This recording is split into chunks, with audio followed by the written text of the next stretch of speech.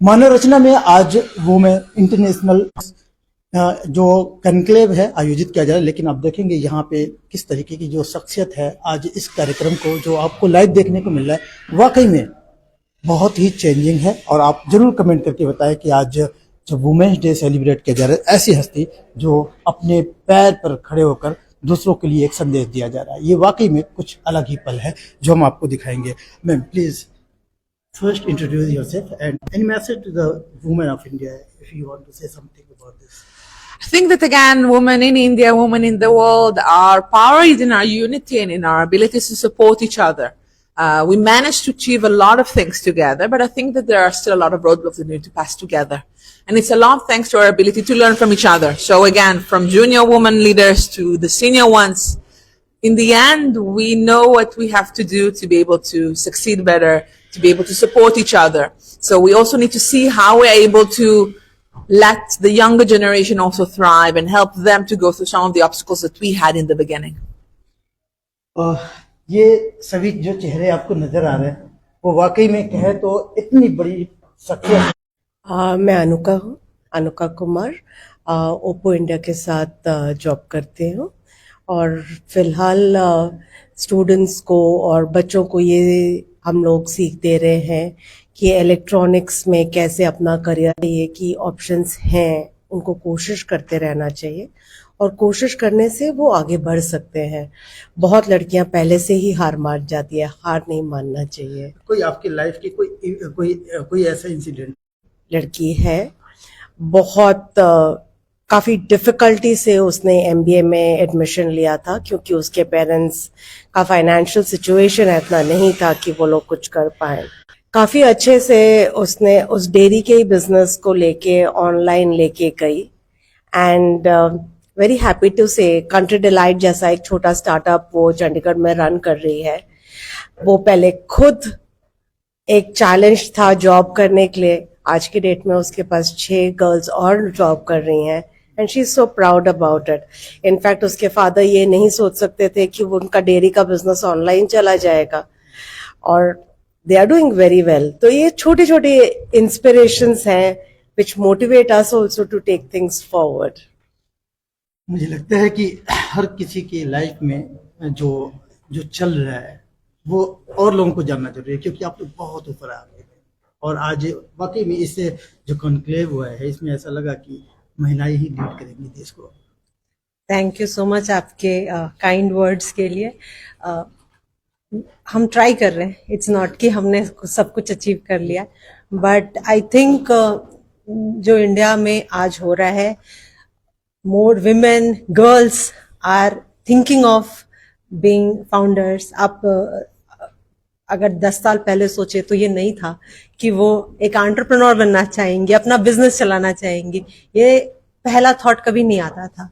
लेकिन आज जब हम यहाँ आए, हमने बात करी और फर्स्ट ईयर सेकेंड ईयर की स्टूडेंट्स अपना कुछ स्टार्ट करना चाहती जिससे कि सोसाइटी में इम्पैक्ट हो, तो आई थिंक ये हमारे लिए भी इंस्पायरिंग है और हमने अपने लाइफ में जो एक्सपीरियंसेस मिले हैं उससे उनको सपोर्ट करना चाहेंगे सो दैट वो अपने ड्रीम्स को अचीव कर सके। And I think India as a country तभी ग्रो होगा जब विमेन ज्यादा से ज्यादा सेल्फ रिलायंट होंगी और जॉब्स के साथ साथ एंटरप्रेन्योरशिप में भी ट्राई करेंगी और सक्सेसफुल होंगी। थोड़ा सा आप अपने बारे में इंट्रोड्यूस करें।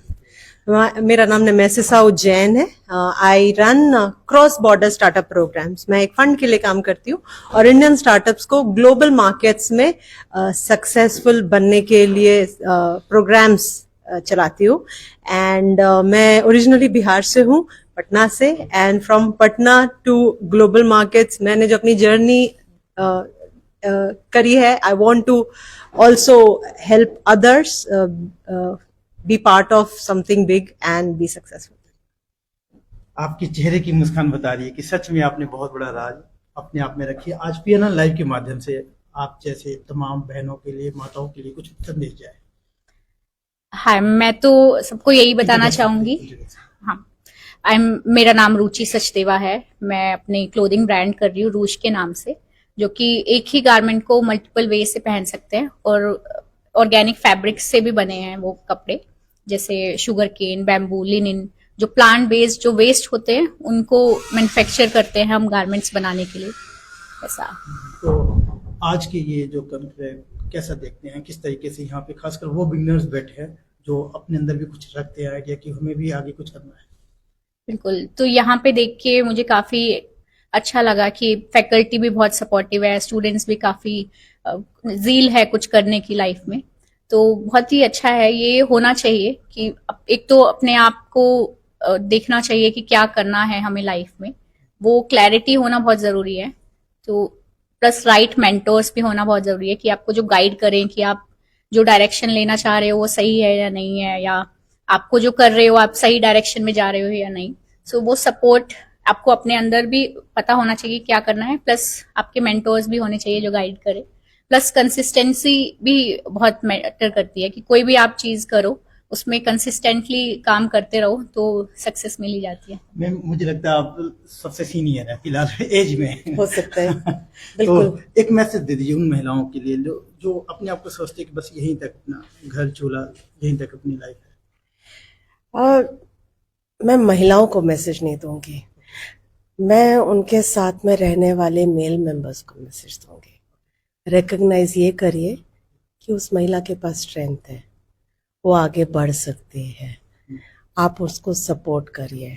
आप यहाँ पे ही जितने लोगों को देख रहे हैं, शायद सबसे पहला लिमिटिंग फैक्टर उनके सराउंड में, उनके वर्क एनवायरनमेंट में उनके मेल कोलीग्स होते हैं, जिनको ये लगता है कि शायद ये नहीं कर पाएगी।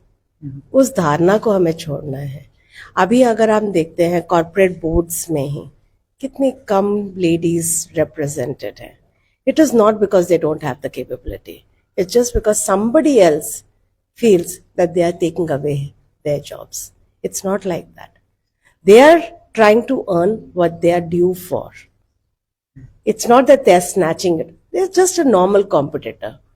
Don't consider a woman to be a limitation in the scope of enhancing careers. हमारे जो लिमिटेशंस होते हैं वो हमारे सराउंड में ही होते हैं। आपने अगर अंदर भी सुना, अपना माइंडसेट जो लिमिटेशंस होते हैं, महिला ही है क्या करेगी, वो जो माइंडसेट है वो सराउंड से होता है। अगर हम उनको नहीं एनकरेज करेंगे तो हम आगे कैसे बढ़ेंगे। लोग निखिल झा है, मैं IIIT दिल्ली में काम करता हूँ। मेरा काम है स्टार्टअप्स को बड़ा करना, या कोई आइडिया लेके आता है तो उसका स्टार्टअप बनाना, या कोई भी टेक्नोलॉजी या रिसर्च करता है तो उसको कैसे हम कॉमन यूज़ के लिए, सोसाइटी के लिए लेके जा सकते हैं। तो आज मानव रचना में जो फर्स्ट वुमेन एंटरप्रेन्योरशिप जो आयोजित किया गया है, तो इसमें आप कैसे देखते हैं इस तरीके से महिलाएं? ये जो आयोजन इनका था, ये इन्होंने पहली बार शायद किया है, और ये बहुत अच्छा इनिशिएटिव है, क्योंकि यहाँ पे जितने भी बच्चे आए थे और जितने भी स्पीकर्स आए थे, अलग अलग एरिया से बोलने जो एक्सपर्ट आए थे, उन्होंने अपनी बातें बताई और बहुत सारी धारणाएं बदली। क्योंकि हमारा जो कल्चर है वो एक धारणाओं पे चलता है कि अच्छा हमारे सोसाइटी में ऐसा हो रहा है तो ऐसे ही करना है, बट जब ऐसे एग्जाम्पल सामने आते हैं तो लोगों की सोच बदलती है। तो ये एक पहला स्टेप है, और यहाँ का तो इन्वायरमेंट भी बहुत सराहनीय है, जिस तरीके से शिक्षक और शिक्षिकाएँ अपने अपने स्टार्टअप पे काम कर रही हैं। तो ये सारी चीज़ों का फ़र्क यही पड़ा, जो मुझे लग रहा है कि बच्चे बाद में सवाल पूछने आए और उन्होंने काफ़ी गहरे सवाल पूछे कि इससे क्या क्या चीज़ें हो सकती है, कैसे करना है। मुझे लगता है कि बहुत ही अच्छा वो था, पहला इनका जो कदम था, अच्छा इनिशिएटिव था, और ये काफ़ी आगे जाएगा। देश दुनिया की हर लेटेस्ट खबर देखने के लिए सब्सक्राइब करें हमारे चैनल PNN को, और साथ ही बेल आइकन दबाना ना भूलें।